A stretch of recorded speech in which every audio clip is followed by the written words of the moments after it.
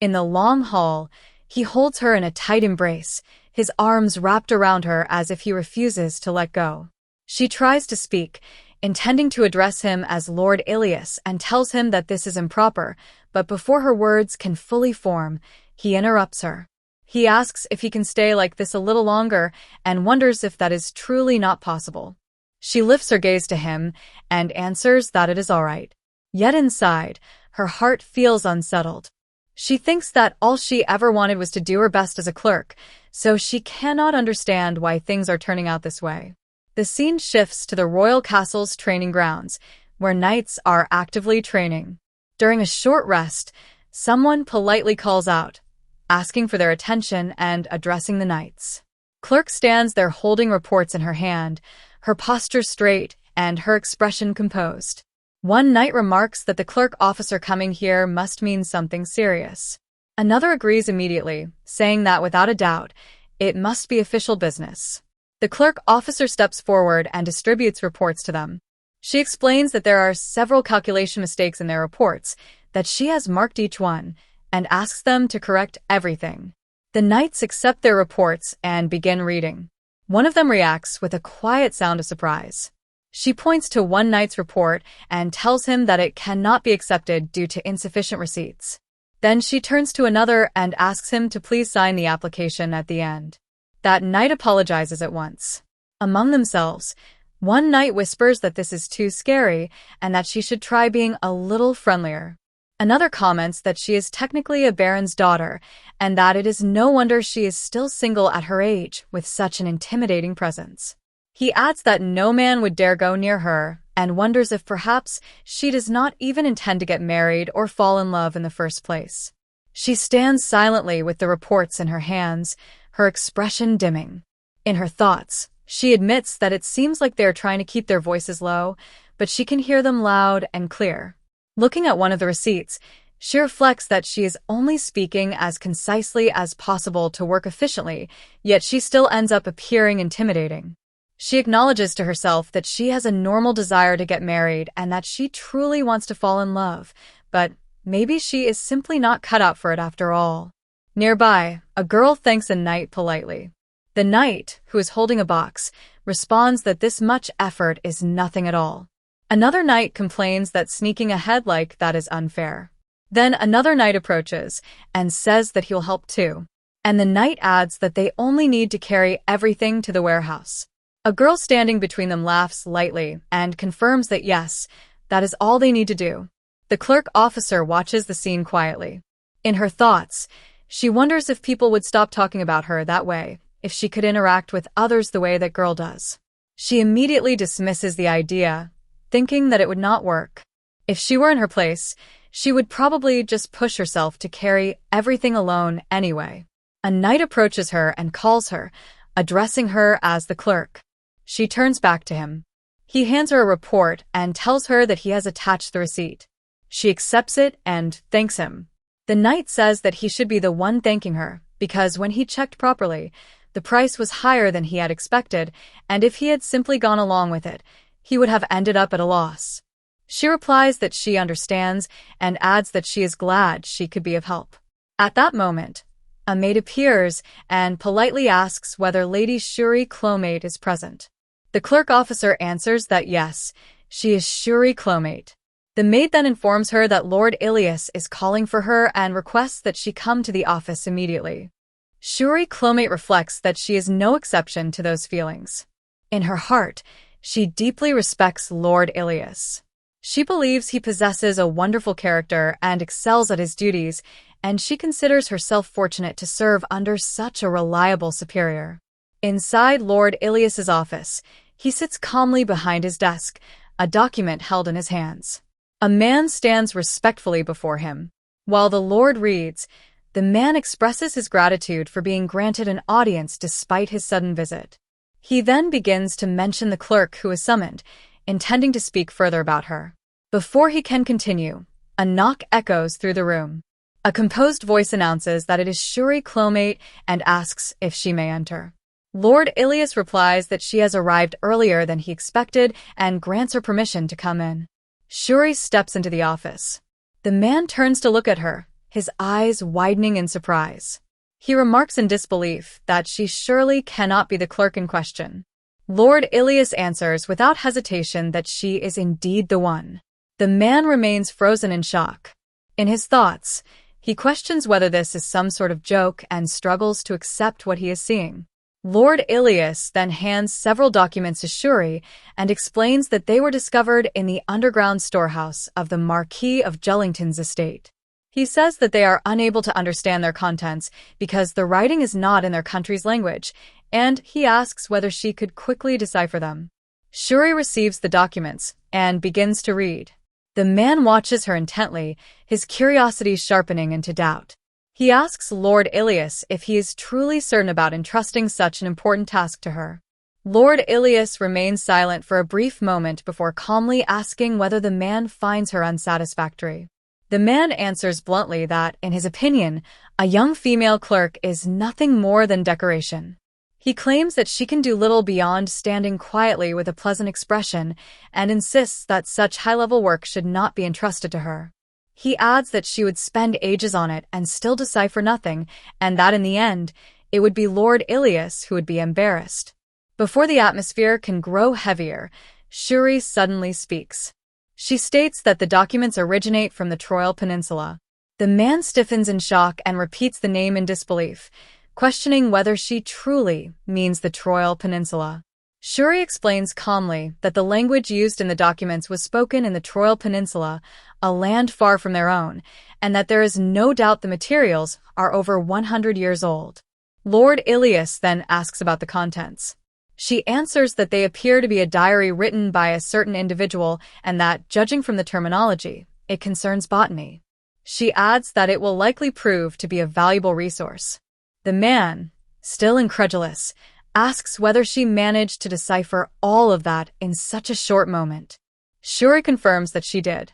He then challenges her again, asking whether she is merely saying whatever comes to mind to escape the situation. She responds evenly that she understands why he would feel suspicious. She suggests sending a letter to request that an expert conduct a formal examination. Lord Ilyas brings his hands together and agrees that it would be a good course of action. He then asks if he may join in that process as well. The man replies that he does not mind, though hesitation still lingers in his tone. Shuri leans forward over the papers resting on the table and states that, in that case, she will prepare a list of suitable candidates. She adds that it would be inefficient to have someone travel such a long distance merely for a simple survey and begins to outline a more practical approach. Lord Ilyas watches her closely. A gentle smile appears on his face as he observes her confidence, composure, and quiet competence. The man looks at Shuri in silence, realizing that she has drawn her conclusions without even needing to cross-check the documents or consult the expert's information. Lord Ilyas then addresses him calmly, stating that, as he can now see, she is an exceptionally capable clerk. He asks whether he understands this now. The man remains quiet for a moment, his expression stiff, before finally lowering his gaze. He asks for forgiveness for his transgression. Shuri watches him, feeling a quiet sense of satisfaction settle in her chest. The man bows his head respectfully toward Lord Ilyas and expresses his gratitude for the meeting. He says that he will take his leave and exits the office. Shuri then states that she will leave as well and turns to go, but Lord Ilyas stops her, telling her to stay because there is something he wishes to discuss. She turns back at once and replies that she understands, though inwardly, she wonders if there is still something left to address. Lord Ilyas tells her that when he first heard about this matter from the Marquis, her face was the first that came to his mind. He explains that he believed leaving it in her hands was the right decision. She thanks him and says that she is glad she could be of help. He continues, saying that her ability to adapt even when she is suddenly called in, along with her extensive knowledge that ordinary clerks could never match, is precisely why he wants her by his side. She reacts in surprise, unable to hide her confusion. Lord Ilyas then looks down at the document placed on the table in front of him and explains that he will be returning to the Duchy of Remmelberg. Shuri asks if that means he will be taking over as the head of the family. He replies that it has come sooner than he expected, but the time has arrived for him to inherit the title. That is why, he explains, he is thinking of taking her with him. He then asks if she would come with him. Shuri repeats his words in disbelief, questioning whether he truly means for her to accompany him. He apologizes for surprising her and admits that he truly needs her there. She looks at him in shock, her heart pounding.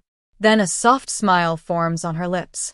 In her thoughts, she cannot believe that he values her skills this much.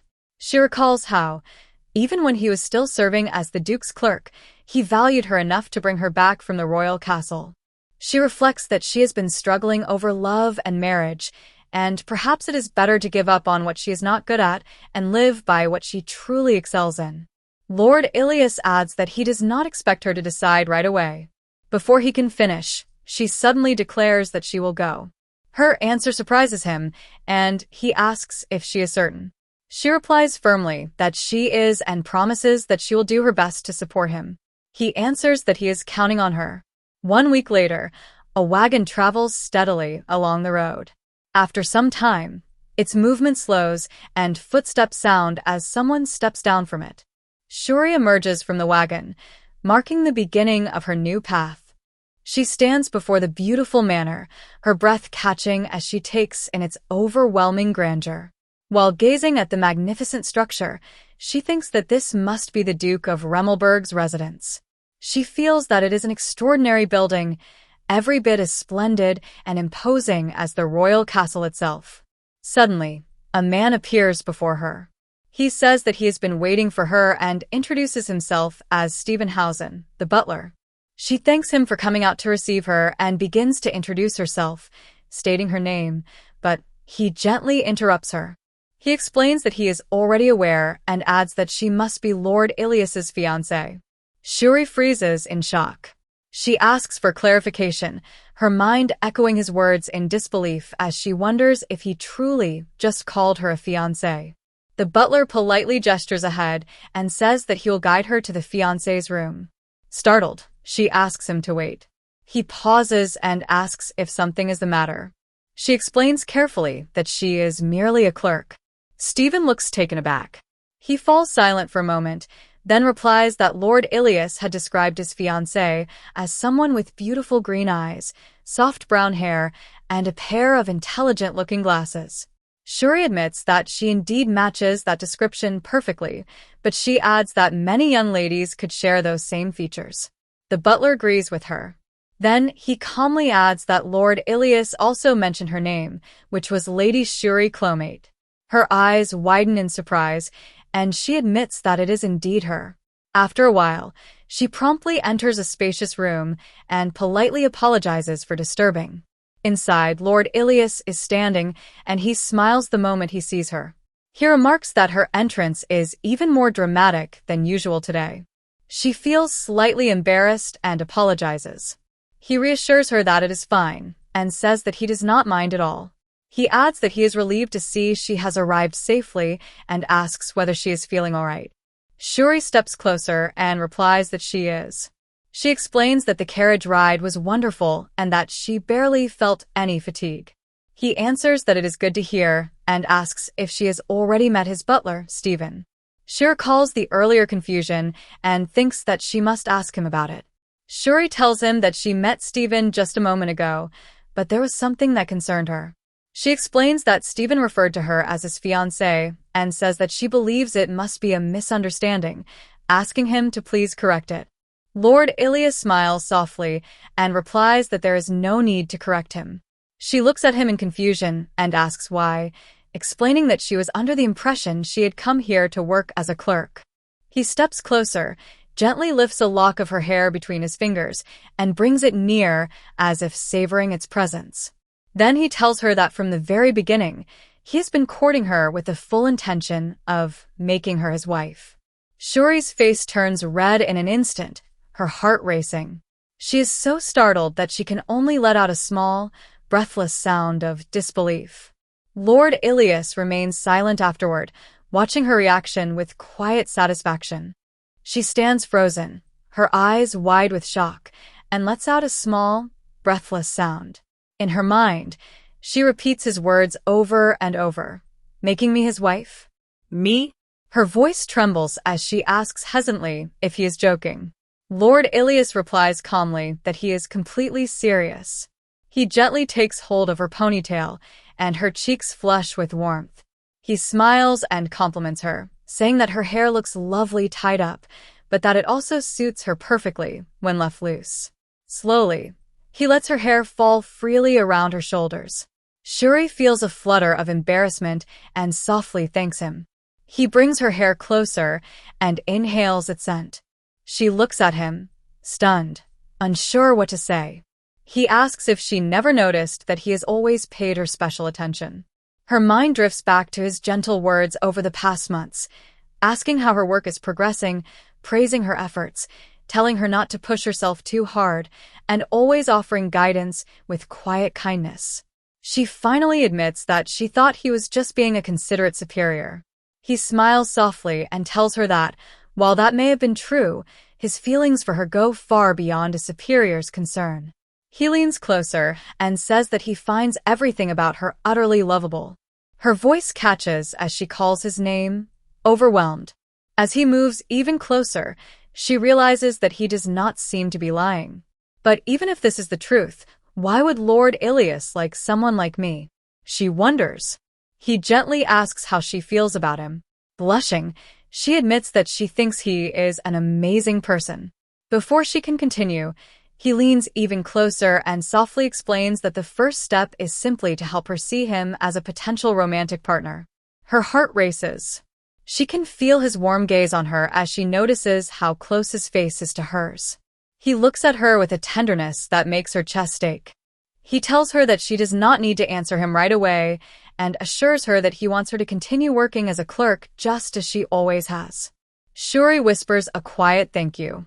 He smiles gently and assures her that, while he has high expectations for her work, he also wants her to consider the possibility of them together, slowly and without pressure.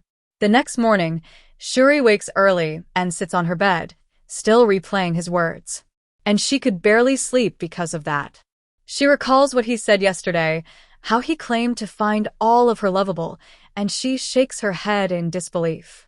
Why would someone like him ever fall for a stiff, plain baroness like me? She thinks. Her mind spins with overthinking before she sighs and tells herself firmly that enough is enough. There is no point dwelling on questions that have no answers. She needs to focus. Rising from her bed, she reminds herself that she has a busy day ahead. Standing before the mirror and arranging her hair, she thinks about the tour of the mansion that Butler Stephen is supposed to give her this morning, and that she must also report that she has officially begun her duties as a clerk. Shuri remembers Lord Ilyas's words about her hair, that it looks lovely tied up, but that the loose style suits her even better.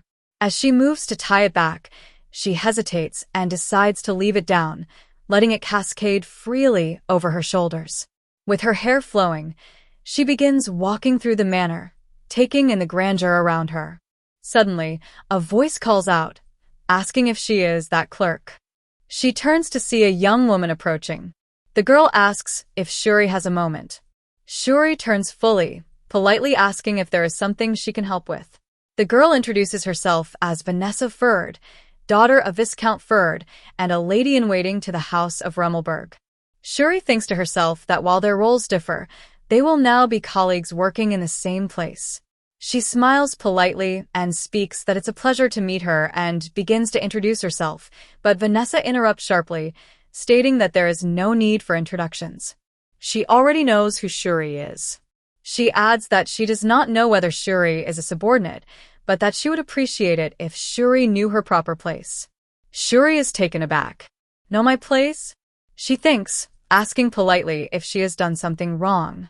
Vanessa's gaze hardens as she explains that she wants to set the record straight before Shuri makes any foolish assumptions. She declares that Lord Ilyas returned to the duchy specifically to marry her. Shuri freezes, stunned, and can only manage a quiet, disbelieving huh? Vanessa continues, claiming that she and Lord Ilyas were childhood friends who share a special bond, and that a woman like Shuri, who has just appeared, could never compare. Before Shuri can respond, Lord Ilyas appears. Frowning at the commotion, He notes that it is morning and asks if something is wrong. Vanessa quickly steps closer to him, claiming she was simply having a brief conversation with the new clerk. She reaches towards him, expressing her delight at seeing him and suggesting that it will be a wonderful day. Lord Ilyas turns his face from them, his expression calm but firm. He states that he does not know what is happening, but he will not allow people to make a scene. He then addresses Shuri, reminding her not to slack off and noting that Steven should be waiting for her before leaving. Shuri bows quickly, apologizing and promising to go immediately. She murmurs a polite "excuse me" to Vanessa as she passes. Vanessa smiles inwardly, thinking that Lord Ilyas does not appear the least bit interested in this woman who has followed him to his domain. What an impudent girl, she thinks. I must put her in her place before she gets carried away. As Shuri walks away, her mind is a whirlwind of reflection. She recalls the events of the previous night. Lord Ilyas's words and actions had been so shocking that she had almost forgotten the man she truly knows. He rarely smiles while working, and that is part of what she admires most, how he never lets personal feelings interfere with his duties. Meanwhile, in one of the rooms of the manor, Lord Ilyas is standing when someone enters, announcing politely, "Excuse me." Shuri approaches the butler, who greets her politely. She returns the greeting and inquires about what she should do next. The butler explains that Lord Ilyas has already informed him about her situation and confirms that she will be working as a clerk for the time being. Shuri nods and requests that, since they will be working together, he drop the honorifics. He acknowledges her request and suggests that they begin the tour of the mansion. They walk through the halls together, and he shows her every area: the living room, the dining area, and the kitchen, explaining their functions and significance. When the tour concludes, he notes that she probably cannot remember everything in one go and encourages her to ask the servants if she has questions. Shuri calmly assures him that there is no need for concern, as she has already memorized the entire layout of the mansion, as well as all the clerk's duties. The butler stops, genuinely impressed, and remarks on how extraordinary it is to retain all of that information at once. He then tells her that her lunch will be delivered to her room and asks if she can begin her work in the afternoon. Shuri confirms, and he leaves. As she walks down the hallway, she notices a group of maids whispering among themselves, which makes her feel uneasy. She begins to leave, but one of the maids calls after her. Turning back, she asks politely if something is needed. One of the maids explains that they need help with welcoming the guests, since no one is available to prepare tea. Surprised, Shuri questions the need for tea, and another maid explains that they are too busy and thought a capable clerk like her could assist. The other maids giggle at her response. Shuri pauses for a moment before agreeing to help and moves toward the task. One of the maids points her to the tea leaves, and as she opens the jar, she feels a flicker of surprise at what she finds. Despite the other maids commenting on how simple the task seems, Shuri senses that they are not truly busy, and the situation makes her feel uncomfortable. Later, she enters the living area carrying a trolley with tea and announces her presence. Lord Ilyas, seated with his guests, looks up in mild surprise and wonders silently why she is the one serving. His expression is calm but slightly bemused as he watches her. Shuri carefully pours tea into each cup, presenting them to the guests with a polite nod and a request for them to enjoy. Once the tea is served, she bows gracefully and steps back, joining the other maids standing nearby. The maids glance at her with faintly mocking smiles, clearly trying to intimidate her. As the guest takes the first sips, he comments on the exceptional quality of the tea, noting that such fine leaves are rare. The maids, overhearing this, freeze in shock. They whisper to each other, unable to believe it could be true. Shuri calmly explains to them that the tea leaves they had prepared had deteriorated significantly in both taste and aroma, so she replaced them with fresh ones herself. One maid gasps, unable to comprehend how she could have done it so quickly. When Lord Ilyas takes a sip, he asks Shuri to explain the choice of tea. She complies, detailing that the leaves are furlan, cultivated in the ducal territory, chosen for their grape-like aroma and refreshing astringency, and that she prepared them specifically with Marquis Reed in mind, knowing he is fond of fragrant black teas. The guest listens attentively and remarks that they had wanted to try Ferlin for some time and thanks her. Lord Ilyas smiles, complimenting Shuri on her thoughtfulness in selecting the tea with the guest in mind, calling it impressive. Shuri blushes slightly and expresses that she is honored by his praise. The guest notes that Shuri's attire is different from the other maids, prompting Lord Ilyas to explain that she is one of the official clerks and that it seems she prepared the tea especially for the occasion. The other maids stand frozen, their surprise evident. Lord Ilyas then tells Shuri that she may return to her regular duties. She bows politely and replies that she will, excusing herself. Later, in the kitchen, Vanessa fumes, demanding to know if what she has heard is really true. The maids confirm it, their expressions smug, which only frustrates her further.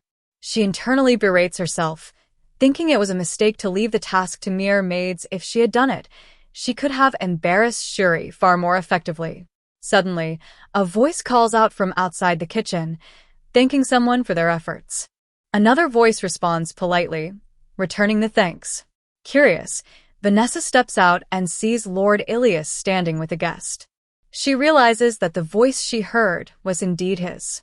The guest asks Lord Ilyas whether he has any plans to host a party. He replies that he intends to invite everyone in succession to commemorate assuming the position of head of the house. The guest remarks that it sounds like something to look forward to and inquires about his partner for the celebration. Lord Ilyas answers that he has already made a decision. Vanessa's heart skips a beat, and a faint blush rises to her cheeks as she anticipates what he might mean. The guest, sensing her excitement, presses further, asking who the lucky lady is. Vanessa, certain it must be her, smiles inwardly, expecting confirmation. But Lord Ilyas names Shuri Clomade instead. Vanessa freezes, stunned. Her expression pales as disbelief washes over her. Shuri, the clerk, is the one he intends to accompany him. Vanessa glares at Shuri, gritting her teeth as a maid calls to her. Inwardly, she seethes, convinced that she should be Lord Ilyas's partner. How can this be? She is the one who is right for him, she thinks, frustration and disbelief mixing in her thoughts. Meanwhile, Lord Ilyas is speaking to the guest, mentioning that he is considering preparing the dress and accessories for the upcoming celebration. The guest looks at him in surprise, and Lord Ilyas explains that he has already ordered candidate dresses, and the next step is to commission jewelry that would suit her perfectly. Vanessa suddenly shouts loudly, calling out his name. Lord Ilyas turns to her and asks what is wrong. She quickly offers to take responsibility for ordering the jewelry on his behalf, ensuring everything is correct. He confirms that there are no mistakes, but she takes the diary from his hand anyway, assuring him that she will place the order immediately before leaving. As she walks away, the guest comments on her enthusiasm, noting that she seems remarkably eager. Lord Ilyas agrees silently. Once she reaches the kitchen, Vanessa opens the diary and is stunned by what she sees. She discovers the details of the jewels Lord Ilyas intends to give Shuri and mutters to herself in disbelief. She studies the stones listed, thinking that such precious gems are far too extravagant for someone like her. What is Lord Ilyas thinking? Even if it is for a party, doing all this for someone insignificant is overboard. If he gives her jewels like these, she will definitely get the wrong idea. Determined to prevent a misunderstanding, she looks through the diary for alternatives. She notices a set of fake gems and realizes that a necklace made from them could be perfect, playful enough to test Shuri's reaction without creating confusion. For a brief moment, she thinks this prank might amuse Lord Ilyas, imagining him laughing it off.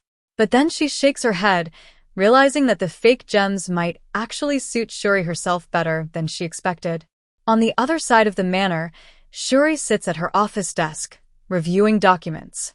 One report feels off to her, and she decides it would be better to check past records to verify the information. Glancing at the clock, she realizes it might be wise to take a short break first. After all, Lord Ilyas has always emphasized the importance of proper rest, even during her time at the royal castle. She opens the door, only to find the butler standing there. He expresses relief at seeing her, commenting that he is glad she was here. Shuri approaches him and asks if there is something he needs. The butler explains that Lord Ilyas is calling for her and would like her to come to his office when she has a moment. After a while, she stands before his door and knocks. As she waits, she wonders what this could be about. From the way Stephen spoke, it does not sound urgent. She enters and sees Lord Ilyas looking at her. He acknowledges her arrival, and Shuri immediately notices something unusual. He seems a little weary, almost downcast. She bows politely, excusing herself for disturbing him. He begins by thanking her for what she did during the tea gathering earlier. He explains that Marquis Reed is normally difficult to deal with, yet thanks to her tea, the atmosphere softened right away. Shuri feels honored by his words and lowers her gaze modestly. A short silence follows. Lord Ilyas hesitates, which is rare for him. Shuri watches him curiously. Then he admits that he has been relying on her help all day and asks if she could assist him once more. She answers immediately, saying that if there is anything she can do, she will do it. He smiles, and suddenly he steps forward and pulls her into a tight embrace. Shuri stiffens in shock, her cheeks flushing. She tries to speak, but he interrupts her, explaining that ever since he inherited his title, exhaustion has weighed on him constantly. Even sleep does not ease it. He confesses that he had a feeling holding her might soothe that burden. Shuri is overwhelmed, but she tells him it is fine. Inside, her thoughts race. She never imagines he would hug her like this. He feels so strong, so solid, so bigger from her. Her face grows hotter, her heart pounds wildly, and she closes her eyes. She thinks that he has always been far beyond her reach, someone she could only admire. Yet now, he shows her such direct and honest affection. It leaves her confused, shaken, and strangely warm inside. After a while, Lord Ilyas releases her. He smiles softly and tells her that thanks to her, he already feels much better. Shuri answers that she is glad she could help. Then he adds, almost casually, that her uniform suits her very well. He mentions that it was specially tailored for her and that the effort was worth it. Shuri looks up in surprise, unable to hide her shock at his words. Shuri looks at him in disbelief and asks whether the uniform is truly made exclusively for her. Lord Ilyas answers that it is, explaining that he had it designed and prepared even before she arrived at the duchy. She admits that she did not know that and silently realizes that it means no one else is wearing the same uniform as her. The thought makes her heart flutter in a way she cannot quite explain. Lord Ilyas then reaches out and gently touches her face, pointing out that she is not wearing her hair in an updo today. She starts to explain that it is just because, but he interrupts her and asks if she wore it down because he praised her hair before. She hesitates, confused by her own feelings, and admits that she cannot say it was not the reason. He laughs softly and tells her that she is truly cute when she is honest. The unexpected compliment leaves her stunned. He continues, saying that he decided on her uniform entirely by himself, but that he would also like to choose the dress she will wear to the party. He explains that he has already ordered several options and suggests they hold a fitting session next week. He asks if she might be busy, adding that he can adjust her workload, so she will be free. Shuri quickly answers that it is not about her schedule. Lord Ilyas asks what the problem is instead. She gathers her courage and asks whether she is going to attend the party as his partner. He replies that this has always been his intention and asks if he had not already told her. Shuri admits that this is the first time she is hearing it. She looks at him in shock, thinking that she had heard rumors about the party, but she never imagined she would be given such an important role. Lord Ilyas says that he did not expect her to be so surprised, and adds that it is obvious he has no other partner in mind besides her. Shuri suddenly remembers Lady Vanessa and wonders what Lord Ilyas truly thinks of her. Lord Ilyas then calmly tells her to keep her schedule open next week. 1 week later, Lady Vanessa stands dressed in an exquisite gown. The maids gather around her, praising the beauty of the dress and expressing their amazement. They say she looks stunning, and she accepts their compliments with pride. She declares that she intends to appear even more gorgeous than that woman and attend the party in a way that leaves no doubt about her superiority. One maid comments that it is the first time she has ever seen such a high-quality dress up close. Another notices Vanessa's necklace and remarks that it must be incredibly expensive. At the same time, she privately wonders how Lady Vanessa can afford something so costly, even though she always seems to have plenty of money. Vanessa responds confidently, saying that it is natural they are surprised, but she is a capable woman who prepares financially for important occasions. In her heart, she believes that at the party, she will have all of Lord Ilyas's attention to herself. As she prepares to leave and head to the event, another thought crosses her mind. She recalls the fake item she ordered and wonders if it should be arriving soon. Lady Vanessa wonders whether that woman is already shocked, or whether she is still naively rejoicing without realizing that the necklace she will receive is fake. She thinks that if it is the latter, then she will have to confront her with the truth herself. With that in mind, she peers into one of the rooms, certain that it must be Shuri's. When she looks inside, her breath catches in disbelief. Lord Ilyas is standing close to Shuri, fastening a beautiful necklace around her neck. He is praising her, saying that he has never seen a woman look so stunning while wearing the treasures of Rumelberg. Shuri blushes deeply and thanks him. In her thoughts, she repeats the words treasures of Rumelberg, realizing just how high in quality the necklace must be. The pressure makes her nervous, and a light sweat forms on her skin. She feels happy at his praise, yet her heart grows heavy at the same time. Lord Ilyas notices her expression and asks what is wrong. Shuri apologizes and admits that she has never been treated like this at the royal castle. She wonders if it is really acceptable for someone like her to wear such a beautiful necklace and stand before everyone at the party. He gently asks her to lift her head.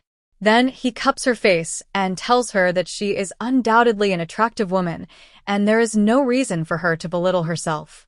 He explains that the necklace and the dress that will soon arrive exist to enhance her beauty. That is exactly why he wants her to attend the party with confidence, and he asks if she understands. Shuri nods and answers that she does. Before he can continue, they both hear the sound of a door slamming. Lord Ilyas glances toward the entrance. Shuri calls his name in concern, but he calmly says it is nothing. Outside the room, Lady Vanessa stands frozen, her expression twisted with outrage. She thinks it is impossible. The jewels that have been passed down through generations of the Rumelberg family were supposed to be hers. Yet now they are being given to a woman who has only just arrived. She believes firmly that she is the one meant to marry Lord Ilyas, and she refuses to let that position be taken from her. Inside the room, Shuri thanks Lord Ilyas again. In her heart, she feels lighter. Thanks to him, she is beginning to feel more positive. She cannot say she is overflowing with confidence yet, but she is no longer as unsure as before. Lord Ilyas watches her quietly for a moment, then tells her that there is something he wants to say to her.